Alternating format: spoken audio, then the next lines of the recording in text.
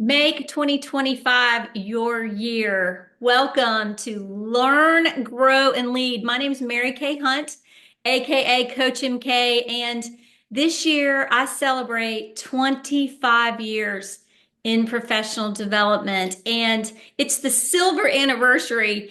And 2 weeks ago, I delivered a keynote in San Francisco, and this was the content of that.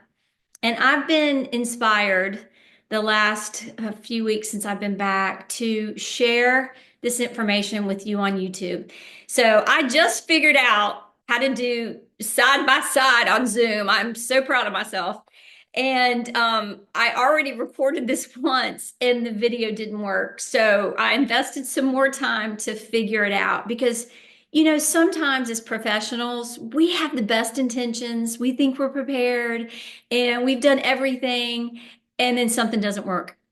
So, what I have realized in those instances is that sometimes we just need to step back, we need to reevaluate, readjust, um, have a new plan, and execute.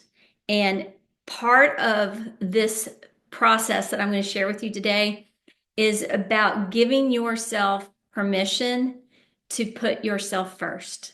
So let me share a little bit of my aha moment and what happened to help me do this. It happened a couple of weeks ago, and this is our game plan, just so you know. So we're going to talk about priority steps for self-care. I'm going to share with you some stress and worry principles. I might mention a few books too. So if you want to pause and go get a journal or a notebook, or if you like taking notes on technology, that's fine too. But my hope is that you'll start to enjoy some of these videos that I'm going to put on YouTube for your development and for your learning. And then we're going to talk about setting boundaries and also things that you can do for you to be a good team member for success. And also, if you're in a leadership position, things that you can do to help lead your team to success. So, aha moment.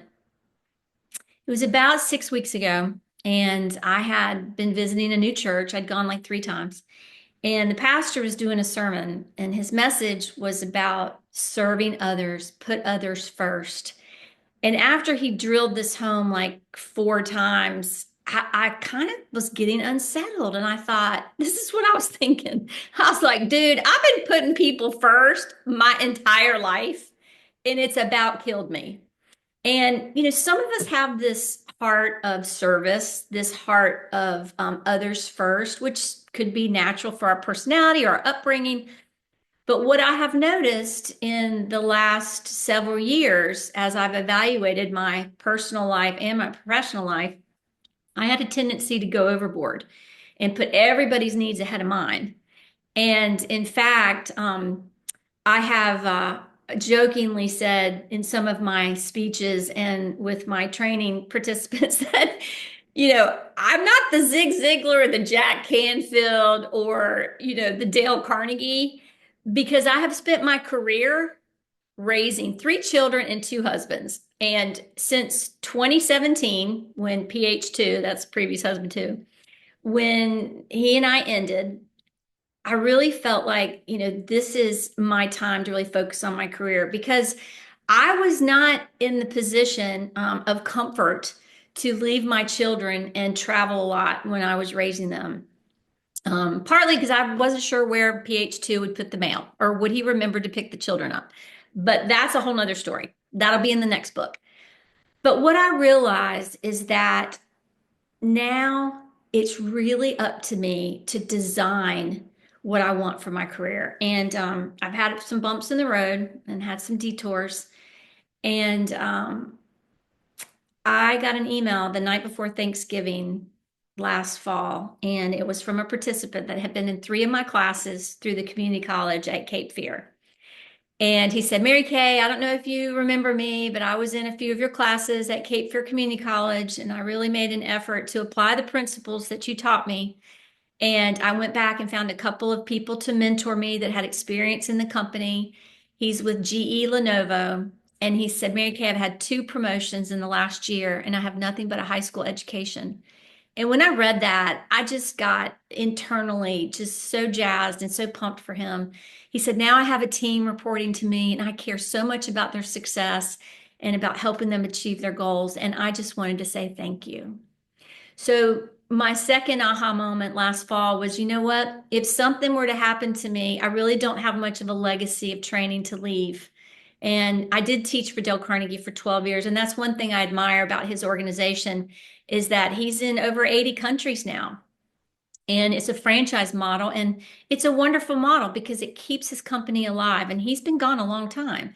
And so I thought, you know what? Now, Mary Kay, it's time for you to video some of your programs, get them out on YouTube, create a library where people can download.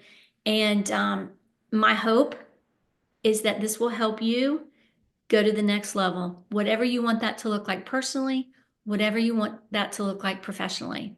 So let's jump in. Let's look at the power of words and let's say this together. Rules for 2025.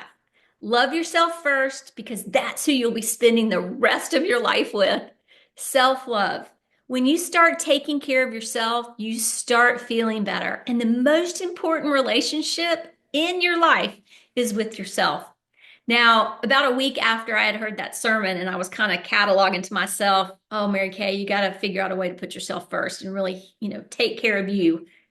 I saw a video on YouTube of Simon Sinek. I had happened, it just populated. I call it a God wink. I was so glad it came on because in this 30-minute video, he talks about make 2025 your year of you making yourself a priority. And I was like, oh, thank you, Simon. Thank you. You just validated what I was feeling that I needed to do.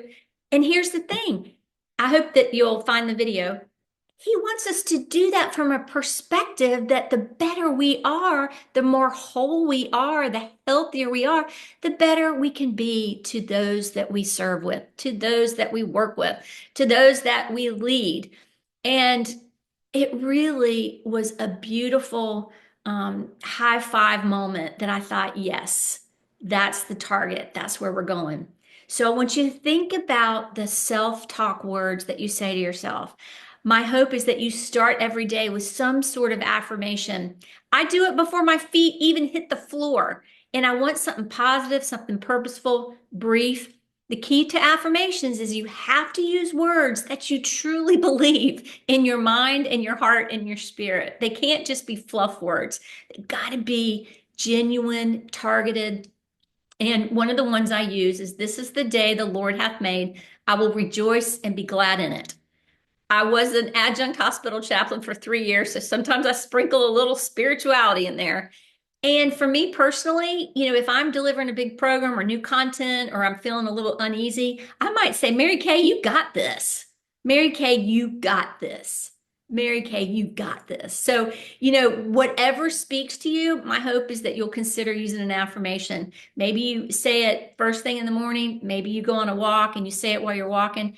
But make the words positive, purposeful, and powerful. So, what are some prioritization steps that you can do? Number one, set boundaries, work and personal. Please be aware of how often you are allowing yourself to be available on email and through technology, and also personal.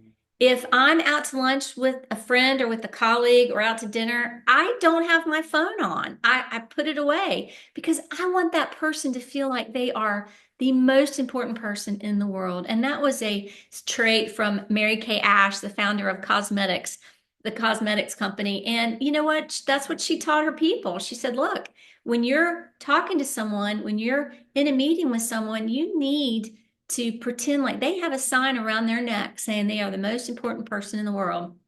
And the other day I went to the dermatologist, and every single person in there were 10 people in there. They all were on their cell phones. Nobody was talking to each other. I actually took a book with me because I don't want to be on my phone all the time. In fact, I took the icon for Facebook and for my email and moved it to the very back of my phone. And I made a personal commitment 2 weeks ago. I am not checking my emails unless I'm in my office. Now that's going to limit my time because I felt like I was never really unplugging. And I've been coaching other professionals for a long time. And I'm finally starting to take some of my own advice because I want to be my best for every project, every interaction that I have. And that means you have to schedule some self-care time, right? And that could also include some hobbies. Think about something that you used to love to do when you were a kid. Can you give yourself permission to enjoy that? So many people, when I ask what their favorite hobby was or pastime growing up, they'll say, play basketball, go ride my bike, go on a hike. We've got to give ourselves permission to do things differently if we want to go to the next level.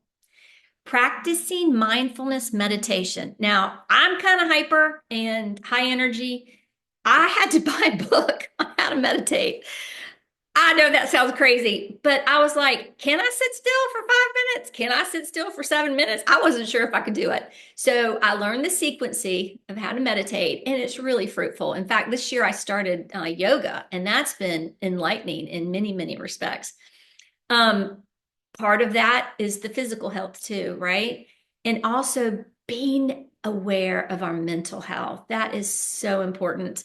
When I moved to this new coastal area in North Carolina 2 years ago, when I first moved here, I was traveling and speaking more than I ever had in my career. So I hadn't really met many people. I have a couple of family friends that are here. One's part-time and my sister's here. But other than that, I really didn't know anybody. And so then after the travel was done, I had both my knees replaced.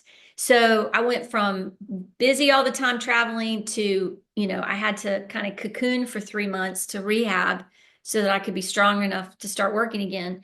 And it was a really depressing season. My dog had died a few months earlier, and I was in a new territory, stretching my comfort zone big for work, trying to do things I'd never done before. And I just kind of sunk. And I reached out to a good friend of mine who's helped me periodically in my business. I call her my chief strategy consultant. She has her master's in social work. And I said, look, it is just not good to have a depressed motivational speaker. I need somebody to talk to, and I need to re-engage you. We need to have our weekly calls so that I can, get out of this funk and get back on track. I knew that it was going to impact my delivery, my focus, if I couldn't move past some of this seasonal depression that I was experiencing.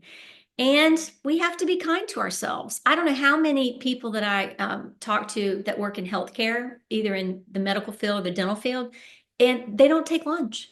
I'm like, the administrators, I said, look, if you're not taking lunch, your people aren't going to feel like they can take lunch. You need to take a lunch break, and you need to encourage them to take a lunch break.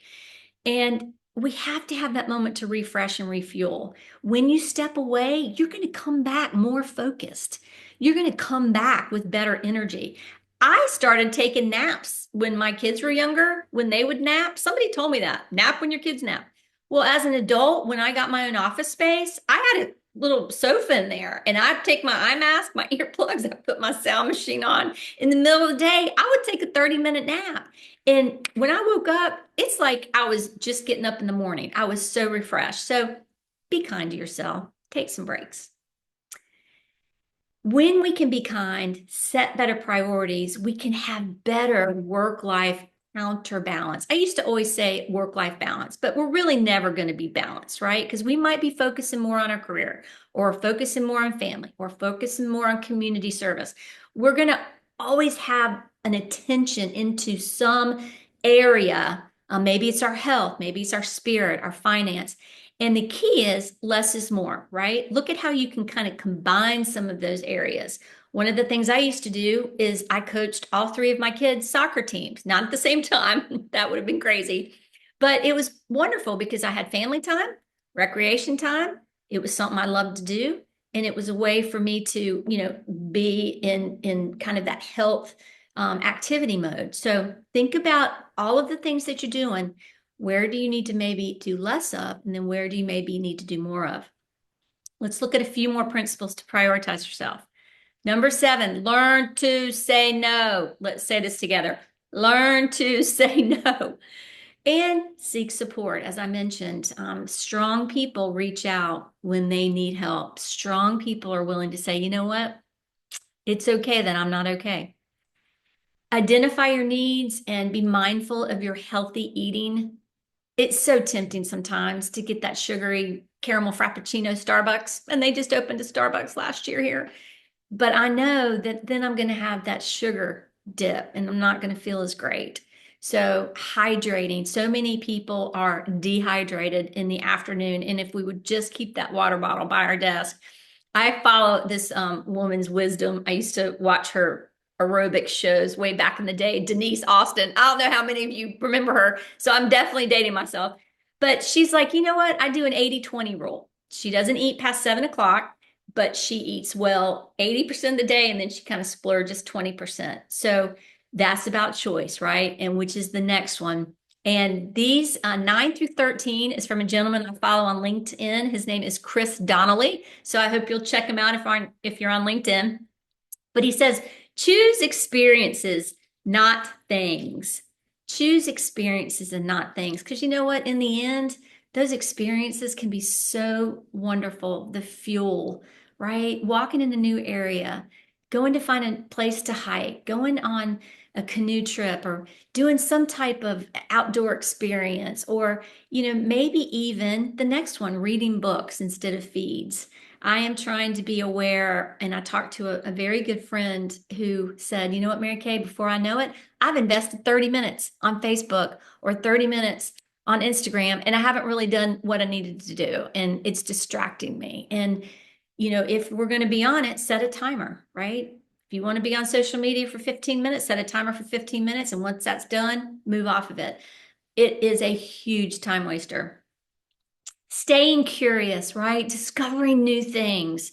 Maybe it's revisiting a place that you want to learn more about, or even books that you want to read on topics that you're interested in learning, and giving ourselves permission to slow down. We are in such a hustle bustle realm, and it's not going to serve us well. So being able to slow down and give yourself that permission.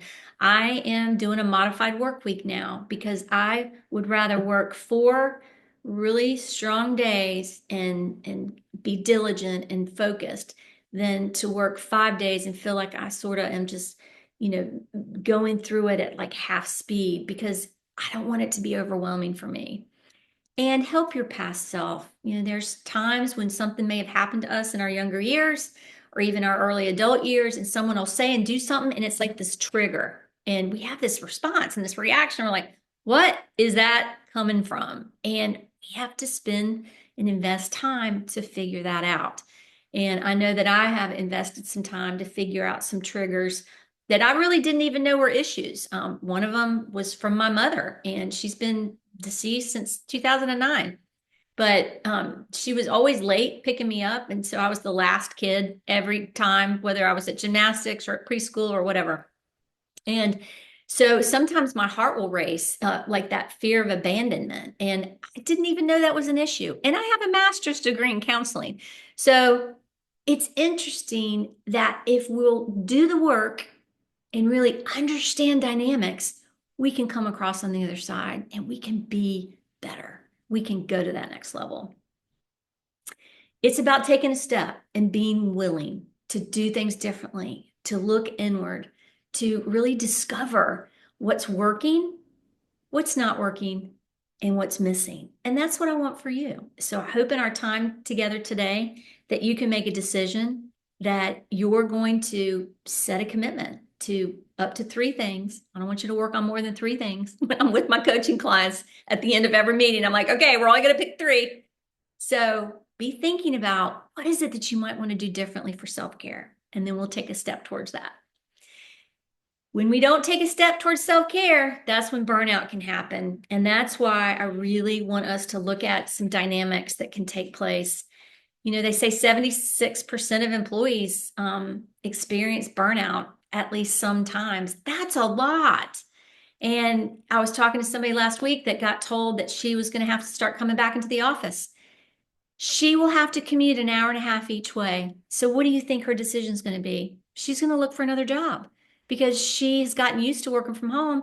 She doesn't want to drive an hour and a half to and from work. And that's just not going to work for her family. Impact on job search, burned out people take more sick days. almost half of all millennials have quit jobs due to burnout. That scared me when I read that. And I have to wonder, are we too plugged in, right? Are we too stimulated? Are we not allowing ourselves to really just be? It can create stress on relationships. 76% of US workers report that workplace stress negatively impacts their personal relationships. And I have had so many people tell me, keep work at work, keep home at home. You know what? That is not realistic. It's nearly impossible because if you have something going on that is creating havoc in your personal life, it can impact your work. I know for me, my son went through a very dark season last year and we thought we were going to lose him. And it paralyzed me for 3 days. I had to clock out from work. I was a wreck. I couldn't focus. And I teach this stuff. I've been doing this a long time. And I thought, Mary Kay, if you're struggling and you've got, to step back and really sort of go inward and do some work to get through this, um, there are other people that need to do it too. So, bucket list. How many of you have a bucket list trip? I hope that you can say that you've written a list. Well, one of mine was to go on a sailing adventure to the Bahamas, and I was able to do that a couple of months ago. It was incredible. Now, before these two bionic knees were installed, there's no way I could have done it because getting on and off the boat, when you go into a dock and the tides change, your boat sinks down. So you have to do some gymnastics to get back on the sailboat. It was transformative. And it has inspired me to try to figure out a way where I can continue to work with my coaching clients and do my training remote. Because I don't know if it's because I'm an Aquarius or I grew up as a lifeguard on the beach and at pools and grew up as a little rugrat learning how to do everything in the surf, sailing, surfing, swimming, fishing. But I have never been at that much peace in my life. And it was incredible. So I want to challenge you. Figure out something that's important to you. Figure out a way that you can create that space and that time to go on a trip. One of my coaching clients is a COO of a metal fabrications company. And in one of our early sessions, we did kind of a work-life balance wheel, counterbalance. And I said, how much vacation do you get? And he said, I get 3 weeks. I was like, wow, that is not enough. He said, Mary Kay, you asked me how many vacation days I get. You didn't ask me how many vacation days I actually took. And I said, okay, how many do you actually take? He said, about 6. And I said, all right. And this was our first session together. And I said, we're changing that immediately. That is not going to fly. And he's actually on vacation this week with his wife. I was so glad. I was like, get with your wife, talk about a plan. And so we were supposed to have a Zoom call on Monday, but I knew he was on vacation. I just forgot to change it. And so he messaged me like 10 minutes before the Zoom, and he's like, Mary Kay, I just got a message that we're supposed to Zoom today, and I'm on vacation. And I said, yes, you're correct. I forgot to change it. I said, have a wonderful time, and I'll change it right now. And so I'm looking forward to hearing how his vacation was. So if you're that workaholic and you're not taking your vacation days, take them. There's your action item from Coach MK. All right, now we're going to jump into some stress and worry principles. And this is actually one of my favorites that I created. Okay, again, I'm dating myself here. How many of you know what an etch a sketch is? All right, so you can see the pattern on there. It's all squirrely and jagged, and we're going to have things that cause us to go sideways. We're going to have bumps in the road personally and professionally. We're going to have people that, do us wrong. We're going to have those issues. What you choose to do with it is up to you. And so when I have something that goes haywire and sideways, I etch a sketch it. And so I shared this with an audience. I'm like, okay, if it doesn't work out, you've hit a roadblock, there's an obstacle, etch a sketch it. You got to let it go, right? You can't keep carrying it. I read a quote once that the heaviest burden that we can carry is regret. So let yesterday go, embrace today, and be excited about tomorrow. It's all a mindset. All right, let's look at some more ways to deal with stress and worry. So prioritize. Years ago, I read an article in Inc. magazine about a woman entrepreneur, and she would prioritize her day, her week, her month like a menu. So those things that were critical to business, that was the main dish. Okay, that was like the steak. The things that were important but not critical, that was the side dishes like the asparagus. And then the desserts, right? They were really just time consuming, but not super important. And Shoney's hot fudge cake is my favorite dessert of all time.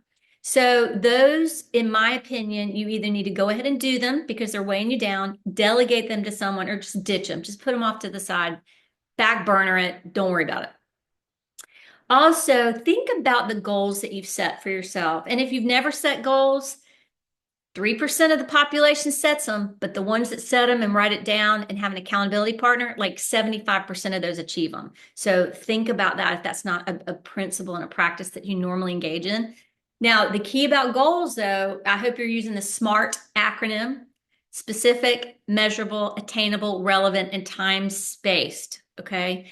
And the key about that is that you don't want to set the goals so high that you don't achieve them, because that can actually be a demotivator. And you don't want to set them too low, because then your enthusiasm toward them, your mindset toward them, you might not be excited about them. Using a planner, I think, can be super effective. I use those notebooks that are just composition books. And then each day I'll write my get to dos in there. And then I'll triple star the ones that absolutely are critical to business for that day.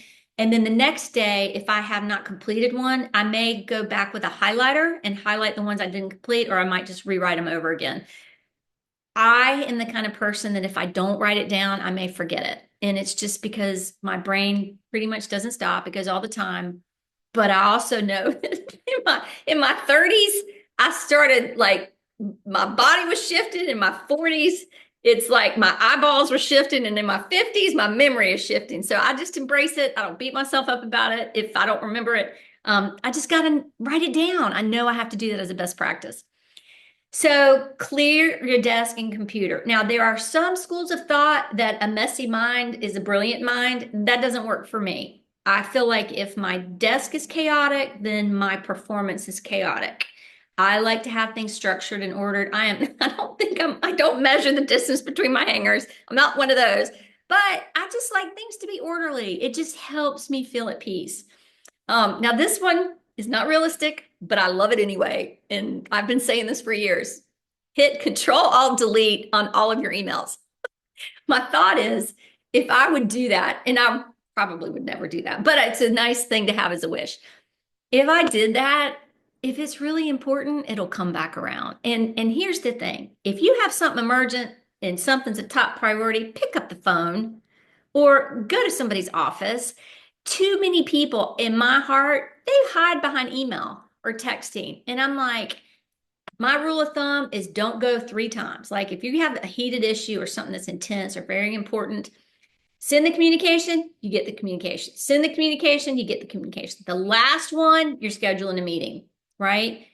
Get in person. And I know for some, certain businesses, especially attorneys, maybe even CPAs, you need to have everything documented. I get it. But that belly to belly time, that's where relationships build. That's where teams excel, when they can collaborate and communicate. Deep breathing. Now, here's the thing. I am a shallow breather.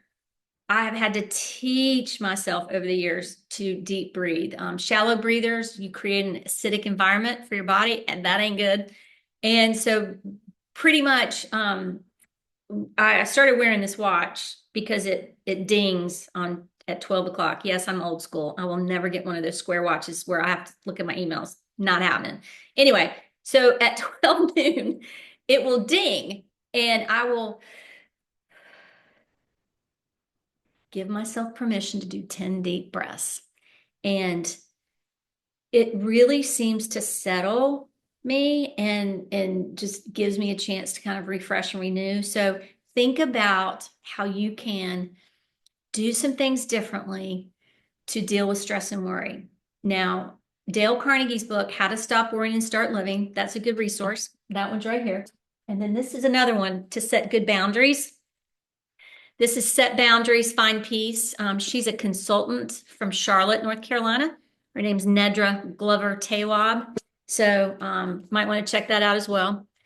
All right, how many watching this video today love Darth Vader? So my son absolutely loved Darth Vader. And as I mentioned, he went through a dark season last year. And so when we realized he was going to be okay, I just went out on my patio and about 9:30 at night just unloaded. I was doing one of those heavy, like, really good cries. And I was so relieved, but ultimately we can't control other people. We can only control ourselves and how we feel and react to things. And I just knew that I couldn't keep myself in this heightened state of worry. It was unhealthy. And so as I'm having this heaving cry episode, the lady above me, who's like 4'9", leans over the railing. She goes, can you keep it down? We're trying to sleep. And it was just her tone of voice. It was like that trigger of, that mean-spiritedness of my mother, because that's kind of how she talked. And I was like, oh, my heavens. And I lost it. I just lost it. I said, why don't you ask if I'm okay? My son could have died the other day. And I slammed my sliding glass door. I was not the door slammer growing up. My sister, who is a year ahead of me, she was the door slammer. But I thought I was going to break my sliding glass door. So she came up to me a couple of days later and at the pool. And she said, Mary Kay, are you okay? And I said, you know what? I'm not. I said, but I'm going to meet someone in Wilmington that's going to give me some help. And she goes, well, I just wanted to make sure I didn't offend you. I said, you did offend me. And y'all, I've never done this before in my life. I just turned around and walked away. I thought, I don't even want to talk to this woman. That was my boundary, right? Now, since then, I will continue to wave and be cordial and say hello. But this woman is just not a kind woman. And I don't want to be around people that are unkind. So she's my Darth Vader. But I had to make a mental shift because I hear them all the time. I know when they're going to eat breakfast. I know when they're going to eat lunch, and I know when they're going to eat dinner. And when they start slamming their, the dresser drawers. And so instead of getting irritated by this, I said, thank you, Lord, for my hearing. Because you know what? There's people that can't hear. I said, thank you, Lord, for my hearing. So now it's like I don't even hear them anymore. So be aware that if you're letting someone take you to the dark side, you got to do your mental gymnastics to get back on the light side. Okay, so some more boundaries. Technology, it's up to you, right? Turn that phone off, be with people, get off of it at night, invest time with quality people that you care about and that friends or family, right? My circle's getting smaller, y'all. I let go of some people that I've been friends with since high school. And I thought, you drain me. You don't show up when you say you're going to show up. And I'm tired of being the one to continue to give, give, give. So you know what? It's okay. If you keep making the deposits in that bank account and the deposits outweigh the withdrawals of what you're getting, just close the account. Move on. I love the block feature. Oh, heavens. Wonderful, wonderful feature. Talk to a trusted colleague or friend, right? Or a professional, especially if you're having a dark season.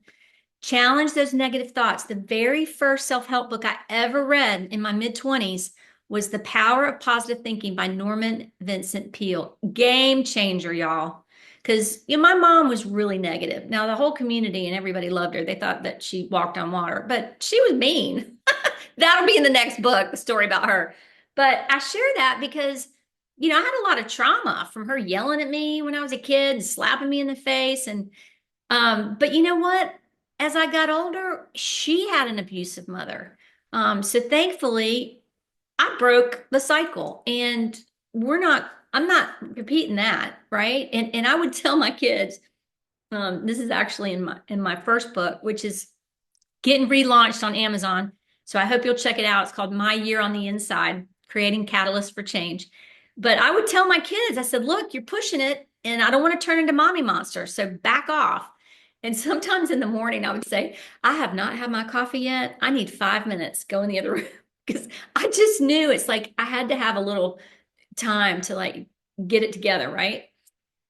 So challenge those negative thoughts. And one counselor that I went to a long time ago, I love this advice she gave me because I had tended to be a worrier. And that's one of the things that Dale Carnegie's book, How to Stop Worrying and Start Living, there's all these problem solving strategies in there. And when I started implementing those, I started sleeping better. I was more focused. I actually had bouts of colitis, and that's like where your intestines get cramped and from stress and worry. And worry can make you sick. That's a lot of reasons why people are in our healthcare system today because they have dis-ease, right? So also think about ways that you can do gratitude exercises. Some of you may have heard that, but they can be powerful. And find your tribe of people, that really support you and that encourage you and that lift you up, and then you can do the same for them. So when we think about our role on our team, and then we think about us as leaders on our team, because it really doesn't matter if your title is leader or not, we all lead ourselves every single day. So we're going to look at some things that can really be important for team success because yes, we want to make 2025 our year, but I want the people that I work with and I want my clients, I want this to be their best year too. So here's some ways that we can support employee success. That clear communication, clearly explaining goals, expectations, and responsibilities, that ensures employees understand their role within the team. Regular feedback, it's got to be timely and constructive, whether it's positive or negative, that's okay. Sometimes we have to take the good, the bad, and the ugly, right? And also helping team members identify opportunities for improvement. That's really important.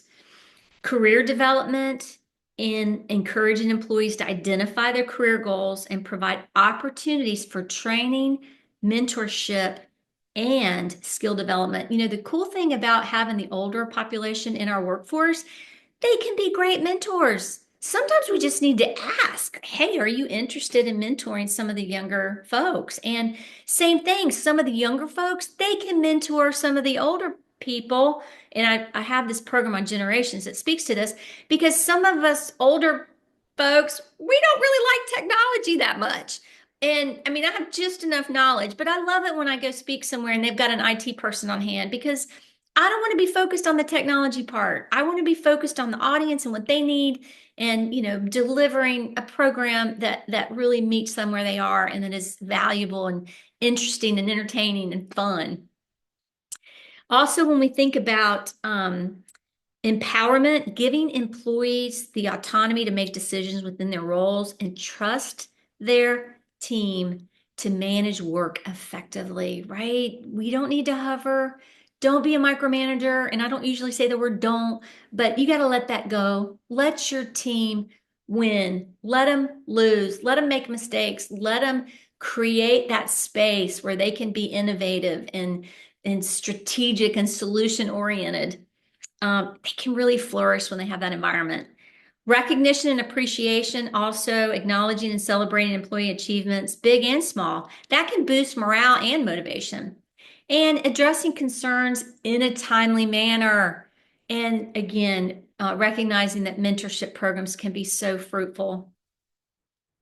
So, not sure if any of you ever fly Delta, but I was accepted by a new speaking bureau. And when I was having my meeting with the woman who's taken over the business administration, and she was doing all the finances, but now she's doing the business administration for the bureau, she told me, she said that she used to be an airline stewardess and she loved it. She's like, Mary Kate, it was so great because I could go to work for 2 or 3 days and our team would go out and we'd do recreation activities. We'd all go to dinner together. This is the whole crew, the pilots and all the, steward or stewardess would go together. And I was like, that's awesome. And she goes, yeah, but it didn't last. Towards the end of my career, nobody wanted to do anything together. They all just wanted to go to their rooms and vegetate. And it wasn't as much fun. So I share that because I want you to figure out a way that your team can do something outside of the office that can bring joy. Maybe it's serving, doing a walk together, like for the Heart Association or ALS or whatever's meaningful to your team, or maybe it's doing a softball league. But when I thought of the word Delta, I thought, from a leadership perspective and a team success, let's delegate. Let's give other people some additional responsibilities to boost their work esteem. Let's figure out how we can energize ourselves and other people, right? Because I'd much rather be on a team where people are pumped up and fired up and just, excited to be there. And then find ways to laugh and have joy and really be in joy, not ENJOY, but INJOY. Because to me, if we have a little levity and we have some good humor, that can just be a light. That could be something so fruitful. And I love to laugh. I have one grandbaby, she's 4, and we Zoom every Tuesday. They're in Tennessee. And she did something that made me laugh. And she goes, Grand K, can I hear you laugh again? And y'all have learned to laugh on demand for my 4-year-old grandchild. But I share that because you know what? It's about our willingness to, really be ourselves and to have a good time. And that's key to training, right? We've got to look at what we do well and we need to look at what we need to improve. I have a list of some things that I've got to do well in 2025 to take my business to the next level. And so this is sort of a season. My daughter's a senior at UNC Wilmington, getting ready to graduate. And so this is kind of a season where I'm like, Mary Kay, you've got this opportunity, this window to really work diligently on your business. And I know I'm going to need some help. I also know that I've got to be willing to just try new things, even if they don't succeed, because that's how we grow. And all of it comes back to our attitude, because who's in charge of our attitude? We are, right? So we can choose to look at things from a positive, purposeful perspective or from a dark, negative perspective. And I always want to give people the benefit of the doubt. I want to see the good in people. Now, sometimes that means I get taken advantage of or I'm a bit gullible. And trust me, there have been a lot of times when I probably, should have believed that person the first time they showed me who they were. But I just choose to do that, right? So here's my philosophy on that. Give someone grace on the first offense. On the second one, you may need to have a conversation or make a mental note. But the third time something happens, you got to have a sit down. Now, the only time I escalate to number 2 and have a conversation if there's something potentially health hazard that we need to look at or a safety issue. So think about, where do you need to delta to be a better leader or to help your team? So I want you to think about your aha moment from our time together today. What's one thing that you want to do to help with self-care and to make yourself a priority? And then also, what's one thing that you gained from our session? And either to help you be a better leader or help you be a better teammate. My hope is that you'll write it down and that you will keep it in front of you for at least 3 to 4 weeks. That's when we create new behaviors. And also, if you want to take it to the next level, get an accountability partner, someone that you can share this with, and you can say, you know what? I watched this program on YouTube on Mary Kay Hunt's channel, and she said that if I get an accountability partner, that it'll help me reach my target objective. And you both give each other encouragement and support. You can ask them something that they want to work on. So I do hope that we'll stay connected and that you'll subscribe on YouTube. If you're on LinkedIn, please send me a message request. I do have a website, coachmk.com. And also, I'm on Facebook for my business. It's Coach MK. And I need to do a better job of putting content on there. So I'm getting there. But my hope is that you'll find a way to find that peace. Find that peace for you. This is actually the word that I have for the year on my vision board in my office. Last year, my word was focus. And this year, my word's peace. So I asked myself, if it doesn't bring me peace, I move away from it. And then I attract and I invite things to come into my life that bring peace. This picture is actually called the Queen's Bath, and that's in the Bahamas. And we hiked down to this area that was on the ocean and had a little picnic up under that cove. And here's what peace means to me. P is be present, right? Be in the moment. Let go of yesterday. Let tomorrow unfold. E is enthusiasm. Entheos means spirit within, the Greek root word. So let your spirit be nourished and let your spirit shine. A is for adventure. Find adventure in your backyard. Find adventure in your community. Find adventure in a bucket list place that you want to set a goal to go to. C is for care because we need to care for ourselves first. That oxygen mask in the plane, it comes to you first. So give yourself permission to do that. And the E, engage. Engage in something fun every single day, whether it's a good book, a movie that makes you laugh or smile, or being with people that you really care about that bring you joy. Blessings to you and make every day count.